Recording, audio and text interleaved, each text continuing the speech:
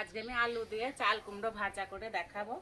আর দুপুরকার ভাতের সঙ্গে প্রথম পাতে যদি এরকম শাক ভাজা থাকে না তাহলে পুরো জমে যাবে। আর এই যে বাড়িতেই শাক লাগানো আছে আর একদম কচি কচি শাক তুলে নেব।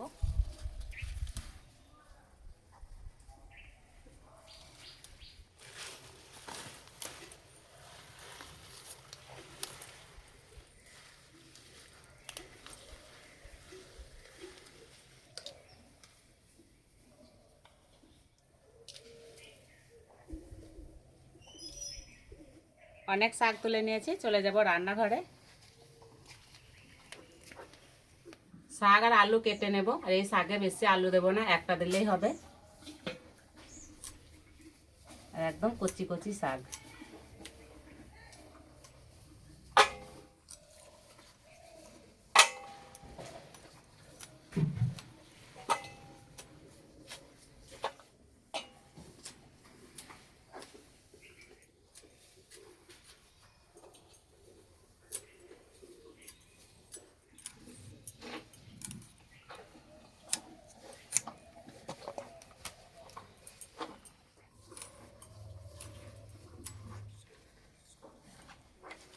শাক কাটা হয়ে গেছে, এবার আলুটা কেটে নেব।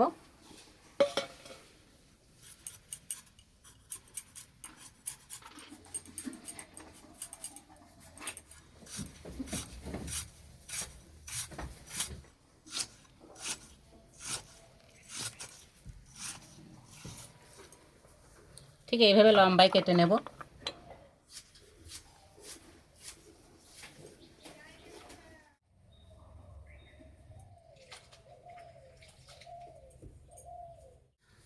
উনানে কড়াইটা বসিয়ে দিয়েছি আর ওদিকে শাক আর আলু পরিষ্কার করে ধুয়ে নিয়েছি। আর এখানে আমি 1 চামচ তিল নিয়েছি, তিলটা একটু ভালো করে ভেজে নেব।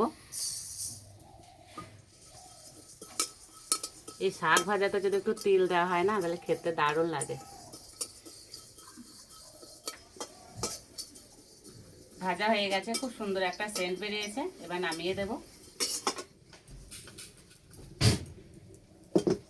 কড়াই দেব সরষের তেল। প্রথমে আলু ভেজে নেব।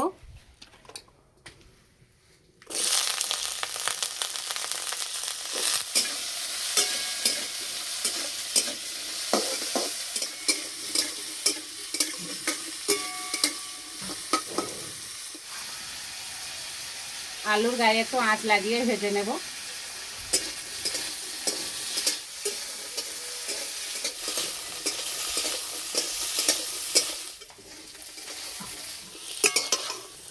আলু ঠিক এইরকম করে ভেজে নিয়েছি, এবার তুলে নেব।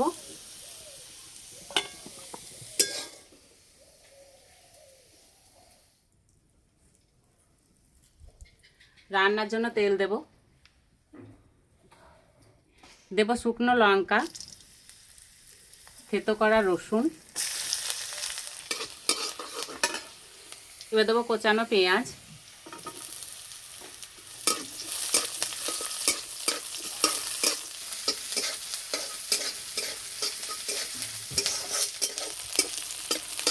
ঝালের পরিমাণটা আমি এখানে শুকনো লঙ্কা দিয়েছি, আপনারা চাইলে কাঁচা লঙ্কাও দিতে পারেন।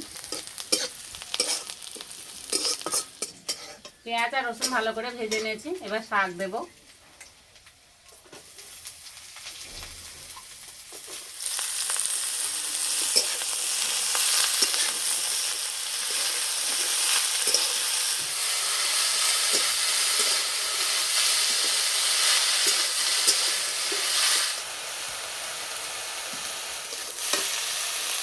দেব হলুদ গুঁড়ো, স্বাদ মতো নুন,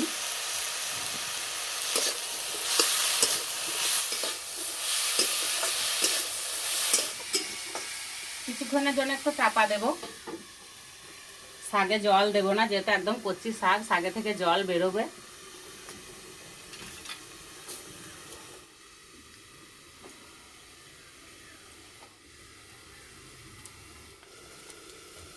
এই শাক রান্নাটা হতে একদমই সময় লাগে না। চাপাটা এবার খুলে দেব।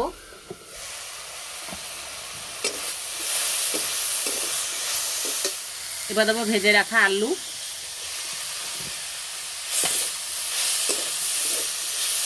দেবো ভেজে রাখা তিল,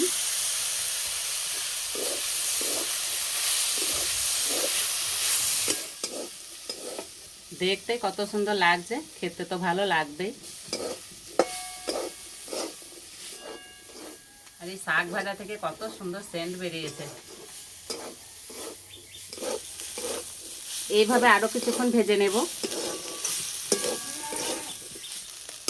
আজকে জল ছাড়াই রান্না হয়ে গেল, শাক আর আলু সিদ্ধ হয়ে গেছে। এবার দেবো অল্প একটু চিনি।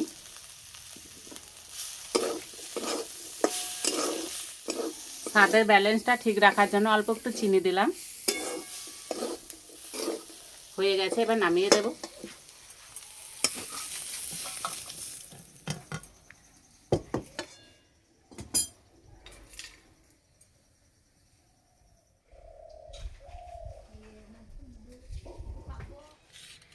এইরকম শাক ভাজা হলে যারা শাক খেতে পছন্দ করে না তারাও খেতে চাইবে। আর এত সুন্দর গন্ধ বেরিয়েছে না, গন্ধেই মনে হচ্ছে পেট ভরে গেল। খেয়ে বলবো কেমন হয়েছে।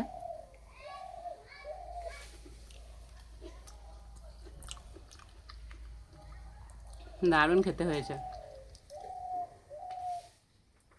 এই যে তিল দেওয়া আছে, খাওয়ার সময় মুখে পড়ছে, খেতে আরও বেশি ভালো লাগছে। এই ডাঁটাগুলো কত সুন্দর ভাজা হয়েছে।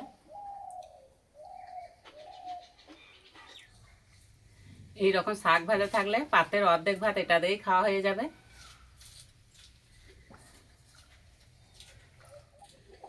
এত কম সময়ের মধ্যে যে এরকম একটা সুস্বাদু রান্না তৈরি করা হয়, না বানালে বুঝতেই পারবেন না। তো একদিন হলে এইভাবে তৈরি করে খেয়ে আমাকে কমেন্টে জানাবেন কেমন লেগেছে। তো আজকে এই রেসিপিটি ভালো লাগলে বন্ধুদের সঙ্গে শেয়ার করবেন, চ্যানেলটি সাবস্ক্রাইব করবেন। আজকে এই পর্যন্ত, আবার অন্য কোনো রেসিপিতে দেখা হবে। সবাই সুস্থ থাকবেন, ভালো থাকবেন।